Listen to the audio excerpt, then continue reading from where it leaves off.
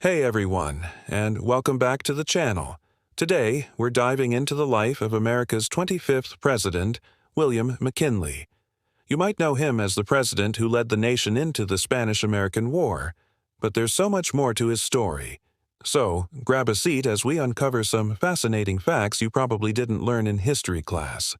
Let's start with his early life. McKinley was born in Niles, Ohio in 1843, the seventh of 9 children. He was a bright student and enrolled at Allegheny College, but illness and financial struggles forced him to drop out. He then worked as a postal clerk and a teacher before the Civil War changed the course of his life.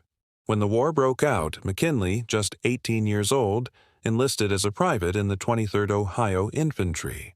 He saw intense action, including the Battle of Antietam, one of the bloodiest days in American history. It was during this battle that he showed incredible bravery. As a commissary sergeant, he personally drove a wagon of hot coffee and warm food under heavy fire to the men on the front lines. His courage didn't go unnoticed. His commanding officer, who would later become another U.S. president, Rutherford B. Hayes, promoted him for his gallantry. By the end of the war, McKinley had risen to the rank of brevet major, a title he cherished for the rest of his life. After the war, McKinley pursued a career in law and politics, quickly rising through the ranks. He served in the U.S. House of Representatives and as the governor of Ohio. But here's a little-known tidbit about his political style.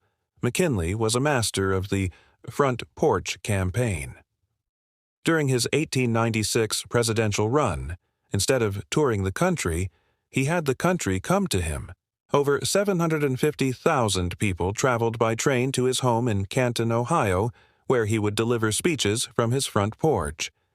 This innovative strategy allowed him to control his message and present himself as a calm, stable leader, a stark contrast to his fiery opponent, William Jennings Bryan, who traveled thousands of miles. It was one of the most brilliant and effective campaign strategies in American history. As president, McKinley presided over a period of rapid economic growth and saw the United States emerge as a global power. The Spanish-American War in 1898 led to the U.S. acquiring territories like Puerto Rico, Guam, and the Philippines. This was a huge turning point, marking America's shift towards imperialism. But McKinley was also a tech-savvy president for his time. He was the first president to extensively use the telephone for campaigning and White House business. He saw its potential to connect him directly with his staff and political leaders across the country, making communication faster and more efficient than ever before. He even had a dedicated war room set up next to his office during the Spanish-American War, complete with telegraphs and telephones to receive real-time updates from the battlefield. Now, let's talk about something personal and deeply touching: his relationship with his wife, Ida Saxton McKinley. Ida suffered from fragile health, including epilepsy, throughout their marriage. William was incredibly devoted to her. He broke with presidential tradition by insisting she sit next to him at state dinners, rather than at the other end of the table so he could be near if she had a seizure. He would often place a handkerchief over her face during a seizure to protect her dignity.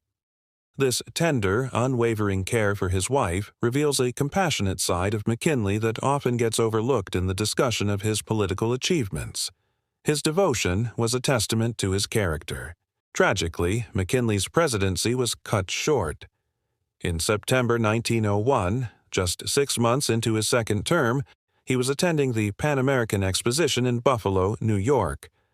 While greeting the public, he was shot twice by an anarchist named Leon Czolgosz. Even in that moment, his character shone through. As the angry crowd descended on his attacker, McKinley's first words were, "Don't let them hurt him." He was concerned about justice, not revenge. He passed away 8 days later, and his vice president, Theodore Roosevelt, became president. McKinley's face now graces the $500 bill, though it's no longer in circulation, a lasting tribute to a pivotal American leader.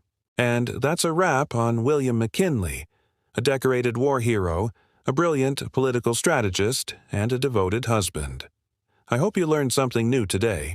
If you enjoyed this video, please hit that like button And don't forget to subscribe and ring the bell so you won't miss our next historical deep dive. Thanks for watching, and I'll see you in the next one.